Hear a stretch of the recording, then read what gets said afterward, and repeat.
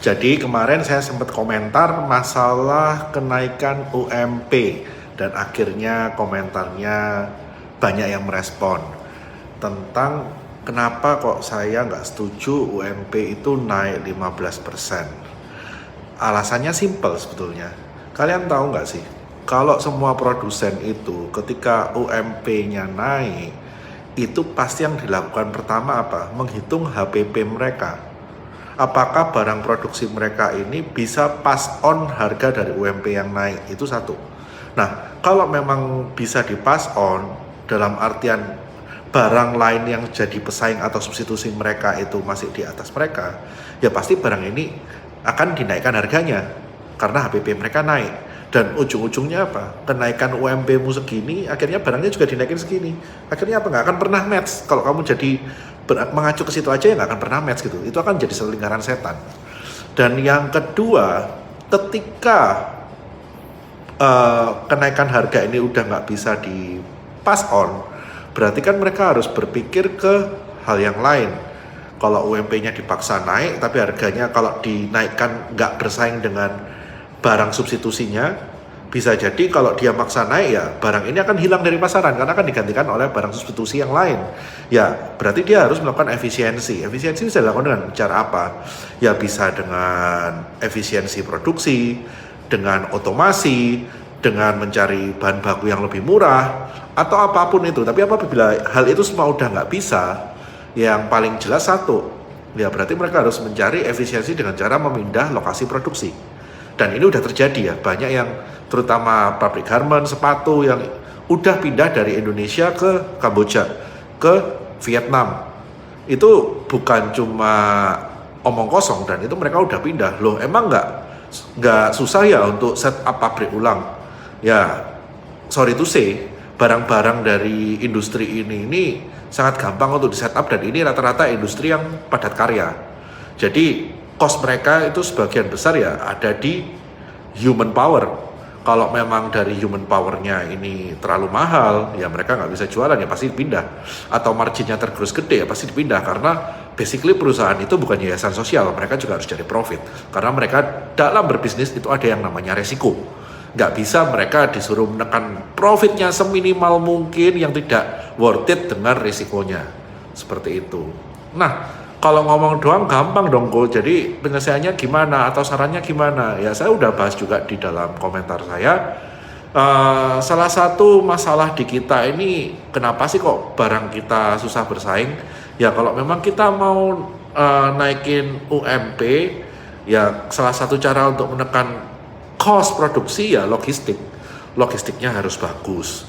Jadi dengan bisa efisiensi di logistik, infrastruktur yang bagus, ya itu otomatis bisa menekan biaya. Just information, kita punya biaya logistik ini cukup mahal ya, di-compare dengan negara-negara lain. Jadi mau dengan alasan kita negara kepulauan atau apapun, biaya logistik kita itu mahal. Karena apa? Setiap pengusaha transportasi itu punya sinking fund, dan karena infrastruktur kita jelek, mobil mereka itu lebih cepat rusak, umurnya lebih pendek, sehingga sinking fund-nya itu harus gede. Jadi ongkos mereka punya angkut itu pasti lebih mahal. Dan yang kedua gimana? Ya kalau memang nggak bisa naikin UMP setara dengan inflasi, yang harus di-manage itu inflasinya. Dengan cara apa ya? Kebutuhan pokoknya harus dijaga. Paling simpel apa? Ketahanan pangan. Program ketahanan pangan ini nggak pernah ada yang sukses. Kita ini punya lahan hektaran, produktivitasnya rendah sekali dibandingkan dengan negara-negara maju yang bahkan seperti Jepang aja itu produksi berasnya bisa untuk memenuhi kebutuhan mereka. Jepang yang lahannya cuma segitu gitu kan. Terus kita juga tahu bahwa di sini juga para petani juga belum mengenal yang namanya teknologi untuk bertani ya. Dan belum juga kita ngomong suksesor dari para petani ini nggak ada, karena melihat orang tuanya tidak hidup enak, banyak dari anak-anak petani ini lebih memilih untuk bekerja di kota daripada melanjutkan bertani. Ya akhirnya ini jadi satu profesi yang langka, dan ya kita punya lahan ribuan jutaan hektar nggak ada artinya, beras kita masih impor. Ini lucu nih, kayak gitu. Dan di sektor lain kita juga harus bisa memanage yang namanya public transport, karena public transport ini menyumbang pengeluaran yang cukup signifikan di kota-kota besar. Jadi kalau kita ngomong, oh UMK-nya nggak cukup untuk hidup, ya kita harus breakdown. Rata-rata dari UMK itu orang habisnya kemana? Ke tempat tinggal, ke kebutuhan pokok, makan, minum, dan transportasi. Nah, kalau transportasi umum ini udah bisa diselesaikan permasalahannya dan orang bisa commuting dengan murah, ya tentunya dengan gaji yang sama mereka bisa saving lebih gede.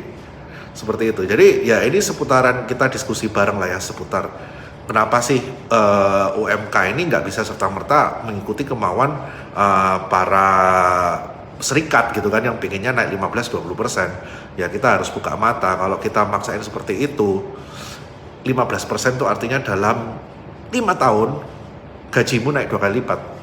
Perusahaannya bisa nggak naikin barang harga 2 kali lipat dalam waktu 5 tahun? Nah kalau nggak bisa ya berarti kamu bunuh perusahaan. Kamu bunuh perusahaan berarti kamu membunuh sumber mata pencarianmu juga. Kalau perusahaannya hengkang semua, kamu mau cari kerja di mana? Sedangkan dengan kondisi sekarang aja, gap antara permintaan tenaga kerja dan suplai tenaga kerja itu masih timpang. Jadi buat teman-teman juga, kalau kalian juga ingin menaikkan taraf hidup kalian, ya jangan cuma ngejar UMK-nya aja yang naik, tapi kualitas kalian juga harus naik. Sehingga apa? Kalian nggak berada dalam satu level yang sama terus. Gampang diucap ya, tapi memang susah dilaksanakan. Tapi itu salah satu cara. Side hustling itu juga salah satu cara. Dan yang paling terakhir saya ingetin, biaya hidup itu sebetulnya murah, gaya hidup yang mahal. Jadi kalau kalian merasa penghasilan kalian mungkin kurang cukup, kurangilah bergayanya. Karena basically untuk kebutuhan primer harusnya bisa terpenuhi. Oke, sekilas tentang permasalahan yang umum ini dari Bernard 88 untuk kalian.